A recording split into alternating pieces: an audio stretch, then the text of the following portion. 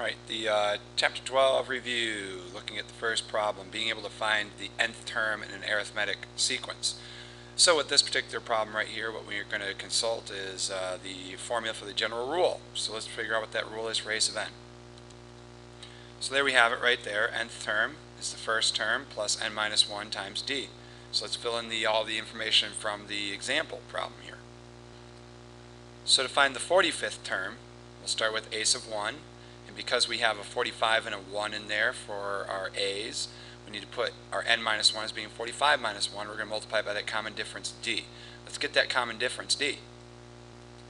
So going through there, finding our common difference there, notice we're adding 6 each time, so our difference must be 6. So let's substitute that in there along with our first term. So knowing our first term is negative 17, we're putting that in a sub 1 spot.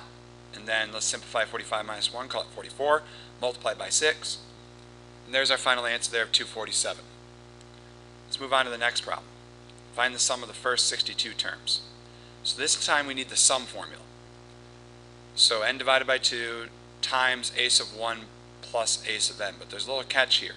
When it comes to the sum formula of an arithmetic series, not only do we need to know the first term, but we also need to know the 62nd term, which we can't do right now because notice the problem up here did not give us the 62nd term. So we need to find it. So now in order to find that 62nd term, we're going to go right back up here and we're going to use this general rule here again. So we'll take the first term, add 62 minus 1, and multiply by the common difference. So once again we have to go after that common difference. Just like we did on the last problem, and now we figured out the difference there. It's adding 1.5 each time.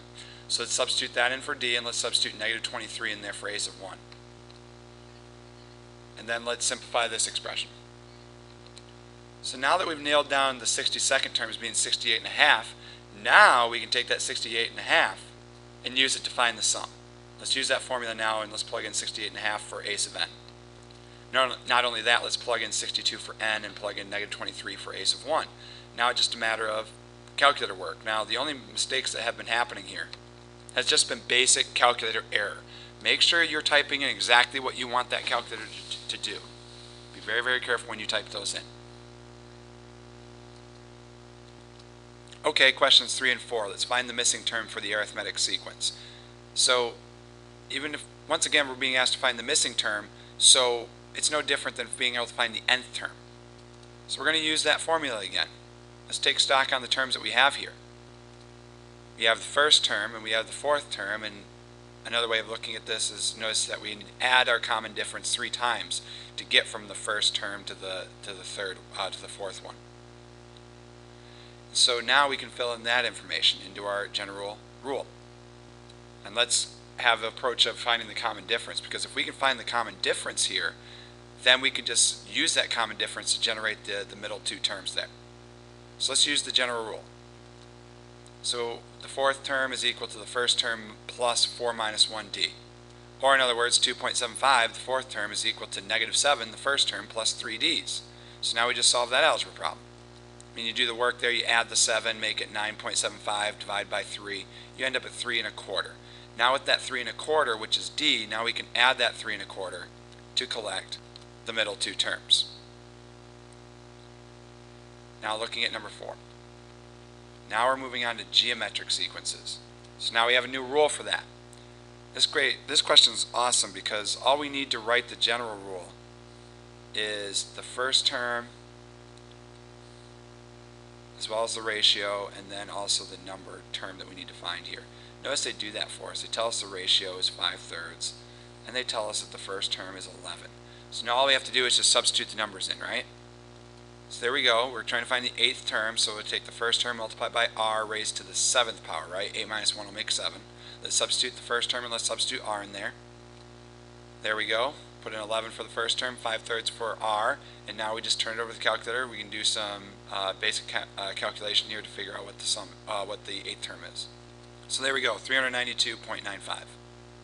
We rounded it to the nearest hundredth. Alright, now number 5, a little bit different. Now they want you to find the sum of the first 8 terms of a geometric series.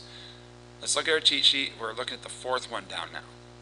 sum of a finite geometric series. Now, why are we saying that this thing is finite? Well, they only want us to find the sum of the first 8 terms, so it's definitely going to be finite here. So now to do this, let's do a couple things here. Let's first figure out what r is, because that's the only one that's not known. I mean, we can clearly see that the first term is 3 over 4. We know that n is going to be 8. We don't necessarily know right now is what that r value, that constant ratio is. So to do that, we always take one number in this sequence and we divide it by the previous term in this sequence. So what I'm going to attempt to do is let's take the second term and divide it by the first one. So let's take 9 over 20 and divide it by 3 over 4. We do that, we end up getting 3/5, 0.6, 3/5. Now let's take that one and put it into our equation here. So to find the sum of the first 8 terms, take the first term, which is 3/4, subtract the first term times r raised to the nth, so 3/4 times 3/5 raised to the 8th power, and divide it by 1 minus r, in this case 1 minus 3/5. Simplifying the numerator and the denominator individually, we get these two values. On top, we end up with 0.737 approximately. In the bottom, 1 minus 3/5 would just be nothing more than 2/5.